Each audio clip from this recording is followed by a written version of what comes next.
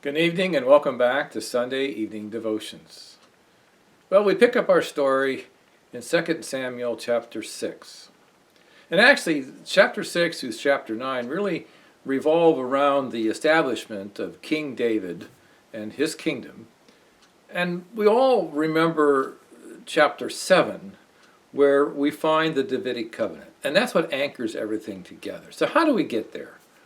Well, what happens in chapter 6 is that David has a great desire to bring the Ark of the Covenant into his capital city. He had conquered Jerusalem, and he wanted his kingdom to be seen as God's kingdom.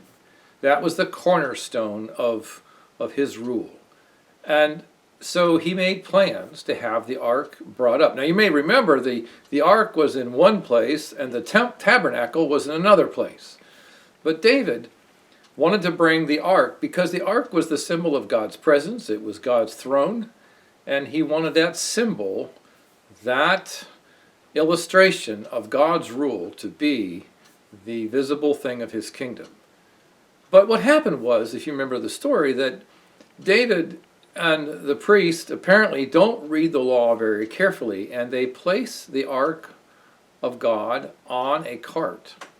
And they're bringing it up into the hill country towards Jerusalem. And as you recall, the oxen stumble, and Uzzah, a Levite who knows better, reached out and steadies the ark. And in the process of doing that, of course, he's not allowed to touch it. And God's holiness is, affronted by this. And so Uzzah is struck dead on the spot. And David is just overcome with grief, and he's upset, and he's terrified of the holiness of God. And there's a lesson there that we should be terrified. We should be awestruck at the holiness of God. And David didn't know what to do, and so they put the ark in another home and to wait. And he didn't know how it could be brought into Jerusalem. Well, apparently then they do read the law correctly, and so they get things organized. And the ark is to be carried on by the Levites on two poles.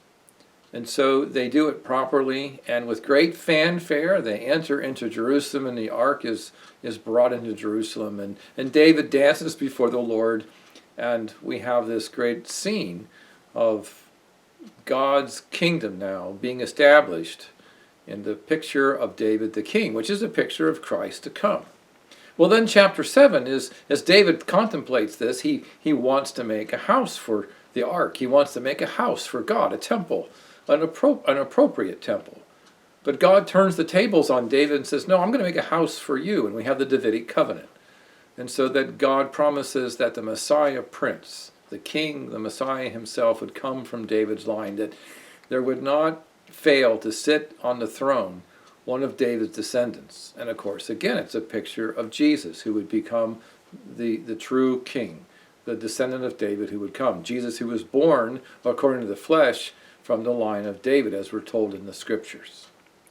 Chapter 8, then, is then follows up on that. If David has been established as king, then the Philistines take offense at this, because remember, David had once been aligned with them, and now he's the king of Israel, and so they attack. But by God's good blessing, David is able to rout the Philistines and subdue them. No longer will they be a plague to Israel.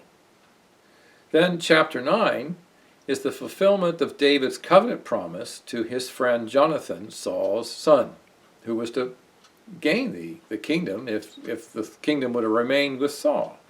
And you may remember from our previous stories that Jonathan and David made covenant. They would treat each other with care and provide for one another and their families. And so David seeks a descendant of Jonathan, and he finds Mephibosheth, who is the crippled son of Jonathan.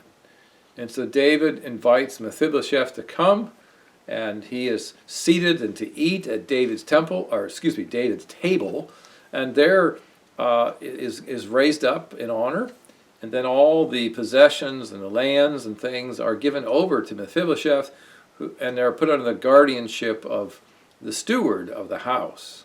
And so David's kingdom is firmly established. And we see this great promise that someday the kingdom would be established in Jesus.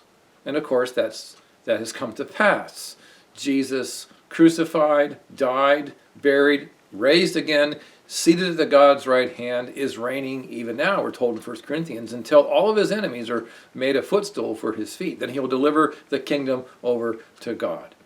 And so all this points us to God's great promises and his confidence in the Christ who would come. And our confidence in Christ to do all that we would need. Because Jesus would come and be the real king. He would be the king who would establish God's kingdom. That kingdom to which we are invited to enter into by faith in Christ alone. Well, that's good news. Good night.